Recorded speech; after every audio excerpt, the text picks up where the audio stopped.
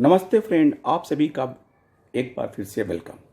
Friends, कल 3 मार्च को हमारे बैंकर साथियों ने जंतर मंतर पे प्रोटेस्ट किया और फिर उसके बाद लीडर्स लोगों ने जो डिफेंस सेक्रेटरी हैं श्री नागराजू, उनको अपना एक रिप्रेजेंटेशन दिया जो इसमें 13 पॉइंट का कवरेज है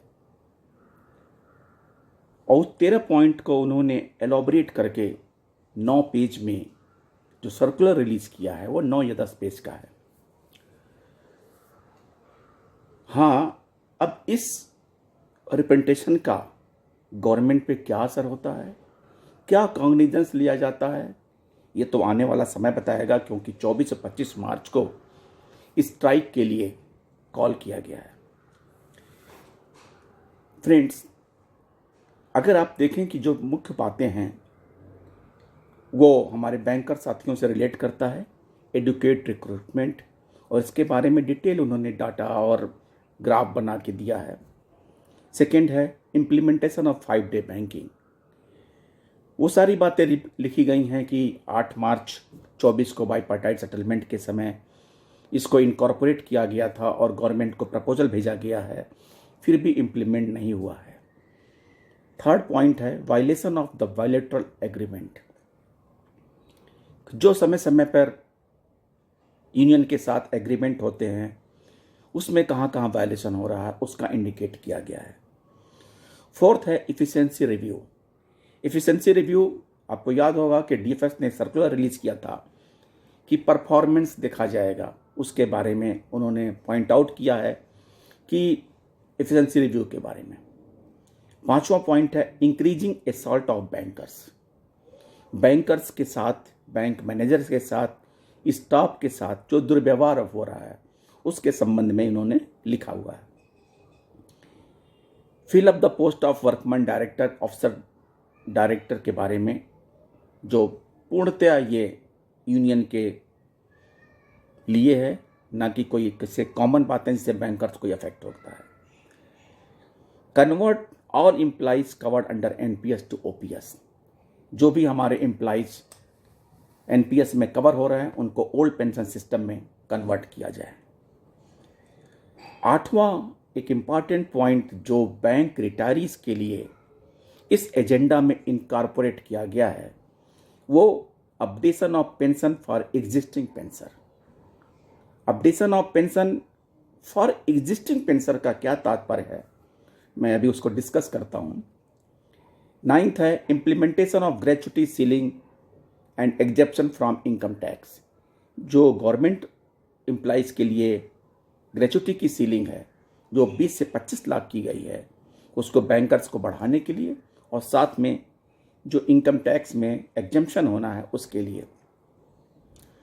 10वां पॉइंट है रिलीफ ऑन परक्विजिट टैक्स। जो अभी बैंकों में परक्विजिट पे टैक्स लग रहा है उसको रिलीफ देने के लिए। 11वां don't privatise IDBI bank. IDBI bank को प्राइवेटाइज ना करने के लिए। 12th है micro management of public sector banks on IR issue. जो इंडस्ट्रियल रिलेशनशिप के इश्यूज हैं उनका माइन्यूट क्या कहते हैं मैनेजमेंट करना। 3rd stop outsourcing regular jobs in bank. जो आउटसोर्सिंग हो रहे हैं उसके लिए भी बंद करने के लिए इन्होंने रिक्वेस्ट किया है। फ्रेंड्स, यहाँ पे हालांकि हेडलेस कोई कन्वेनर नहीं है, हेडलेस यूपी का एजुकेशनल प्रोग्राम चल रहा है और उनके इसी क्रम में ये धरना पार्लियामेंट के सामने जंतर मंतर पे करने का था, उसको उन्होंने किया है। इसका क्या इम्पैक्ट गवर्नमेंट पे पड़ता है, रिप्रेजेंटेशन देने से फाइनेंस सेक्रेटरी का क्या रुख होता है, क्योंकि अगर ऐसी कोई अच्छी बात होगी तो शायद स्ट्राइक डिफर कर जाए। हमारे AIBO के साथियों ने बहुत लिखा था इस बारे में कि पेंशन अपडेशन का मुद्दा इसमें इनकॉर्पोरेट किया जाए। सो इस बार इनकॉर्पोरेट किया गया है। Updation of pension for existing pensioner 8वें पॉइंट पे।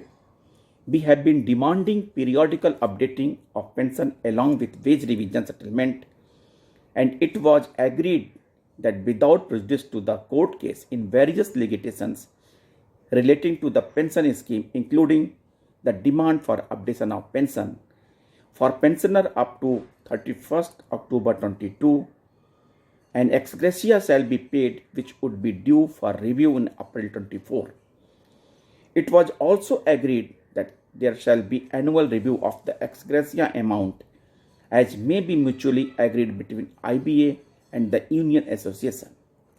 Now there is no discussion initiated by IBA either for review of ex gratia amount or for developing a framework of the periodical pension updating as demanded without prejudice to the court cases.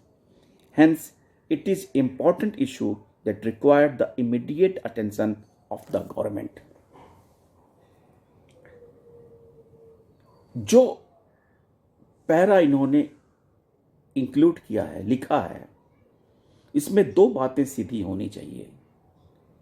We demand for the pension updation on RBI pattern. Second, present ex gratia must be reviewed. Annually जो किया गया है उसको review करना चाहिए। सारे clause लगा के कोर्ट केस है, प्रोड्यूस नहीं है, फलाने हैं, ठिकाने, आपको क्या लेना है? आपको अपनी डिमांड बताइए।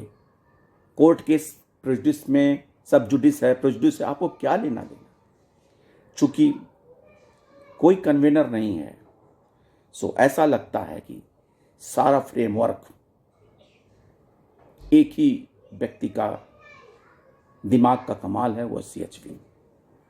लेकिन फिर भी अगर इनकॉर्पोरेट किया गया तो हम उसका स्वागत करते हैं और शायद इसका कोई असर गवर्नमेंट के ऊपर हो। थैंक यू फ्रेंड्स, नमस्ते।